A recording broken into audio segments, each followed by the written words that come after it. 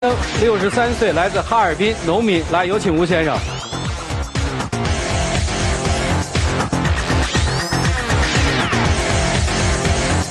赵女士，63岁，来自哈尔滨，待业。来，有请赵女士，有请。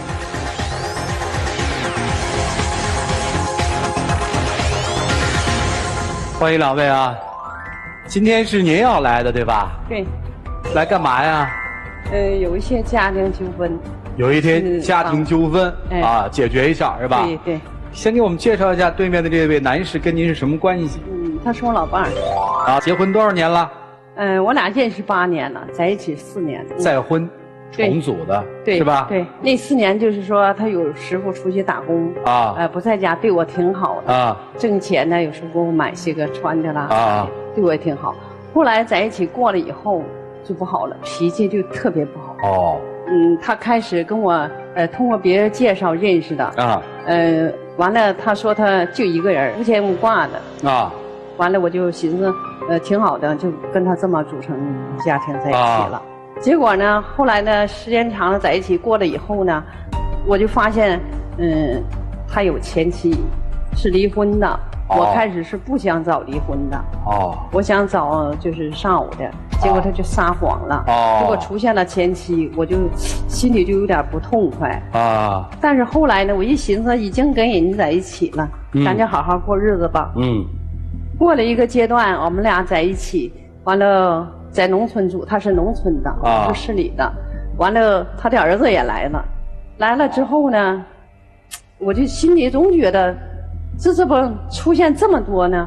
后来我也是特别理解，他儿子来就来吧。但是说呢，你不能说的，对我不搭不理的，我心里就是不痛快。就他儿子跟您关系不好，也不吱声。你跟他说，他也不吱声。生活在一起吗？不在一起。啊，不在一起。他不经常来，完了来了，他也不说给孩子引荐，也不说的叫个啥什么的，他也不说。我就觉得。责任还是在你身上，也许是你儿子不同意，是不是啊？那你说你这样过，总是这样事儿来来往往，我就觉得好像是，一来了呢，我就得躲出去，没话可说。他不跟你说，我也挺尴尬的啊。那我就得躲出去。教子无方啊！你觉得他孩子对你们的婚姻有看法？对呀，我心里是这么想。那你解决呀？我们爷俩也不常沟通，因为我也不回家。他呢，就是说1年能上我这块来1次，我这后老伴一共见着我儿子才2次啊。我因为呢，他们以后呢慢慢沟通，顺其自然，能达到和解。行吧，还有别的让你心里添堵的事儿吗？有时候我就经常回家，因为啥呢？他一急眼呢，就喝酒，喝酒完了我俩就吵架。一般喝多了我就不敢吱声。回来呢，你一吱声他就摔东西，这就骂人。所以说我就害怕他，你喝酒了就这酒事再打你啥的，我没有办法，我就得回家，回哈尔滨。一喝酒，换了个人。对。常喝酒吗？经常喝酒。咋回事啊？这个咋解释呀？我身上就是说，有的时候他总走，1个月也不在我这待几天。有的时候我确实心情不好。我自己在家，有的时候碰到同学、战友多少年不见了，到了一起以后确实是喝酒，但是回家以后他总磨叨，他磨叨太多了，我这个性格确实不好，我就自己控制不住自己情绪，完了也出手摔东西，张嘴也可以骂人，确实是有很多毛病。那到底是因为他回家多，还是你经常喝酒，人家回家才多的呀？2方面都有，也有他回家不咋在这儿，也有为什么他回家？行，我先问问啊，为什么您？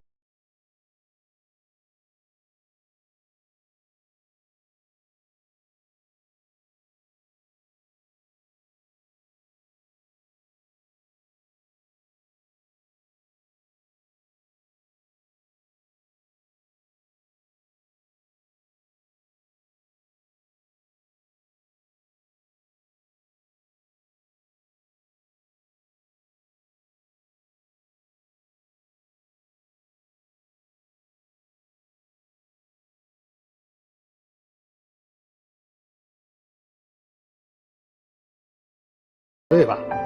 每次呢，你拿东西，咱家比如说种的葱，有你儿子一份，有我儿子一份，有咱俩一份。我并没有说，不给孩子吃，但是这里边呢，就是说，因为有的时候心情不高兴，说你要刚回来就要走，我说你也就别拿去了。那有这种现象。那么横气，那谁敢跟你在？行，我问个问题，我都害怕。你们俩现在这个家庭财务状况是个什么状况？我拿我的，他拿他的。那吃饭的钱谁出啊？吃饭一般呢，他出的多，我出的少，因为我不总搁家嘛。这都结了婚，为什么不总搁家呀？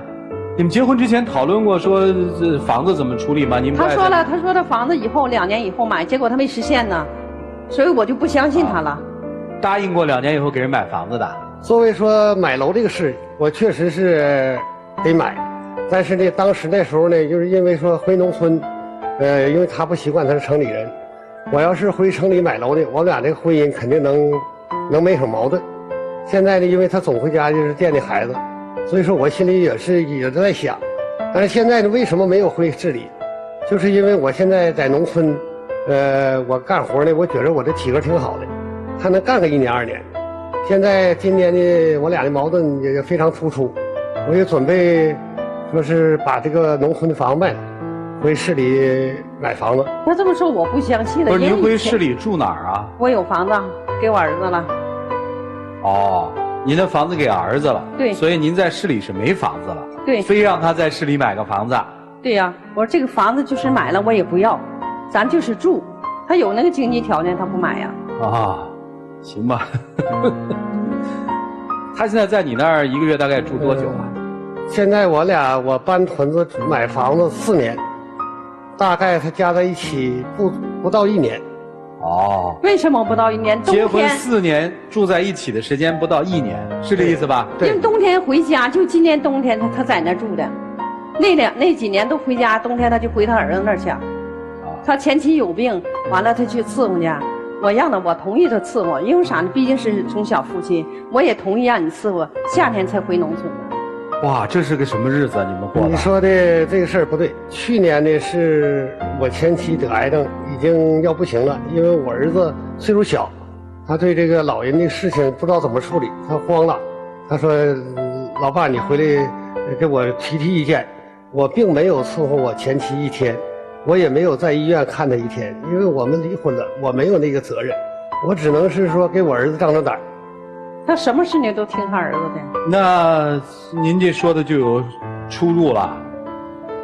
第2年也不是因为前妻要照顾前妻不在一起。第2年他前妻就有病了，头1年他把房子卖了，买了房子他卖了，他都没跟我商量。完了最后在这儿又没跟我商量，我说你再买房，再在农村回农村买房子，我就不跟你处了。啊！完了偷了，我说你租房子行，在夏天种点园子。结果他没挣钱，这主意可正了，他又是买的房子。啊！婚后他连续2次买卖房子，对，是吧？也没跟您说。没跟我说。这是为啥？这不结婚了吗？因为我当时呢是，我的户口在那个公社，不在我头1次买房子那个公社。最后呢，乡亲们跟我说以后屯子有变故的话，你这户口不在这个公社，你在这个公社买房子，以后怕出现问题，不好处理。完之后呢，大伙同学啥的说你把这房子卖了，你回到你原公社那个地方去买，以后真又出现什么问题，你好办。就是说我呢。儿子呢和他儿子，我俩离一趟街，我家哈尔滨也有房子，现在搁农村买房子也是为了说，吃这个绿色食品，再一个就是自己养的猪和自己养的鸭、自己养的鸡，好像是一样。听明白了，您儿子跟他儿子还住一条街上呢？对，就隔一趟小街。哦，所以其实您是很享受农村的日子，是吧？对。您是向往着城市的生活。对呀，他答应说买房子，所以他现在不说是那个买房子，他没实现，我就不相信他了。行吧，各位老师，你们看看吧，一起进入丘比特问卷。我真的想说，大哥大姐，你们离婚吧，真的别在一起过了。你非要逼他去买房子，他热爱在农村的生活，你看你们连生活方式都不一样，你们连生活在哪里选择的一个居住地都不能统一，你们的再婚经济是分开的，人是分开的，心是分开的，两个人互相提防着对方，各自偏袒着各自的儿子，这样的婚姻咱不要了。谢谢米娜老师。来，徐总啊。一开始呢，其实有一个隐瞒开始，对，就在回避一个非常关键的要素，就是其实这是硬伤。如果说在先，你们俩不会有往后的那些4年的生活。但即使知道了，又过了4年呢，其实这就是您的原则一点一点的在退，退到了原则最终居然到了一间房子上，能买咱就能继续过，不能买就过不了了。其实你们2个人对对方都是没有信任的，都是留了一手的。即使你搬到一个屋子里去住，这个屋子何等的冷清。所以我也同意米娜的看法，有一个隐瞒开始的恋情，可能有真实的最后的结果吗？不可能的。就这样。谢谢曲总。来，沙大老师。我也是有点长见识了啊，就最后争来争去，吵来吵去，就是说你给我买那房子，我就跟你在一起过；不给我买那房子，咱俩就甭过了。当然，您2位半路夫妻，理解有一些可能比较现实的东西存在，但是有一点我不解的是，大姐，在您知道他骗您婚史的情况之下，这样的欺骗可以忍，为什么当时他给您承诺买房子，现在没买，这样的欺骗就忍不了了呢？在您这儿就是，你欺骗我的感情没关系，但你不能在物质上欺骗我。所以您如果是一个如此物质的心态跟他相处的话，他也会用如此物质的心态来对您。就说到小到那个葱，我就不让你拿回家。对。所以如果在这样的心态和状态下去过这样的日子，都已经年过半百了，干嘛要折磨自己剩下的岁月呀？对吧？好吧，祝2位幸福，谢谢。谢谢沙大老师。来，涂老师。靠墙墙会倒，靠娘娘会老，靠儿子儿子会跑，那靠男人呢？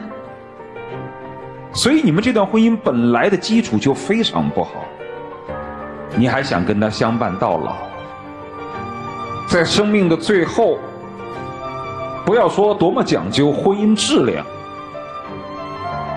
但至少也犯不着花那么多心思去防着，去猜着。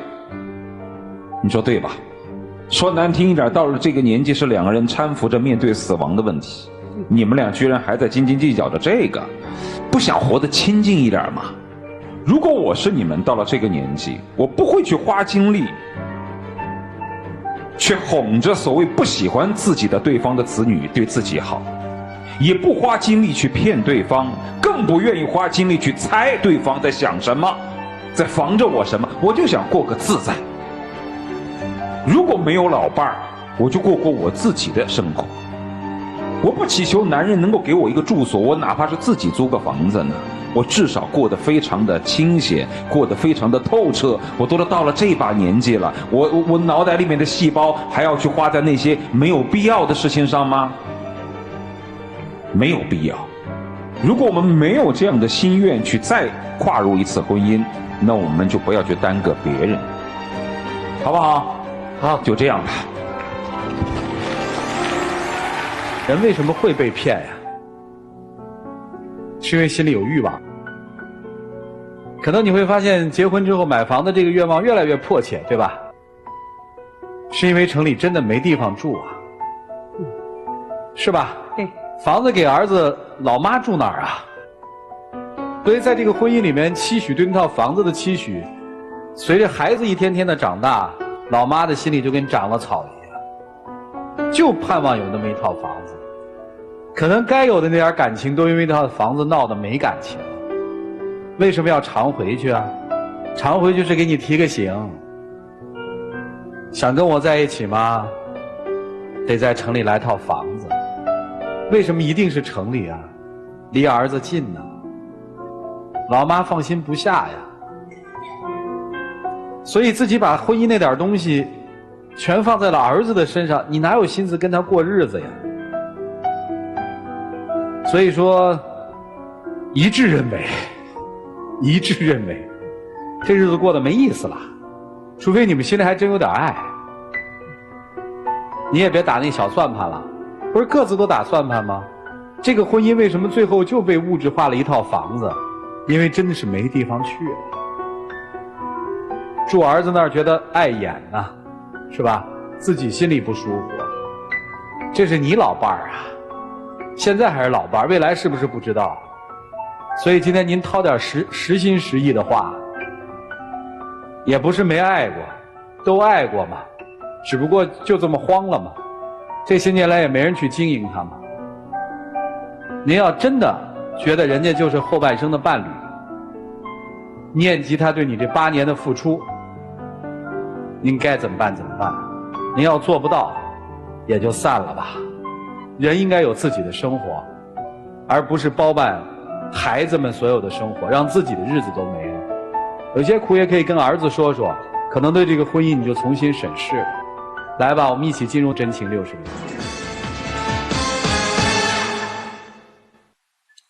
我也感谢这个平台，能有机会亮出我自己的心里话。以前呢，我确实做的很不好，说的也很不到位。我也希望你能相信我，咱们从这么多年走来，我也相信我自己能够有这个勇气，改掉以前的任何方面不好，争取在今年年底，上城里买栋房子，咱们重新开始，好好的度过幸福的晚年。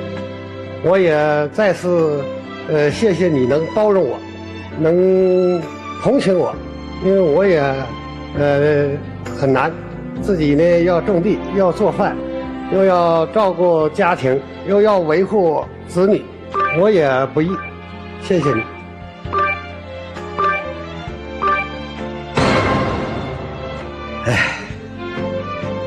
谢谢2位，请回吧。啊，咱真买咱出来啊，咱不买咱别出来啊。来，请关门。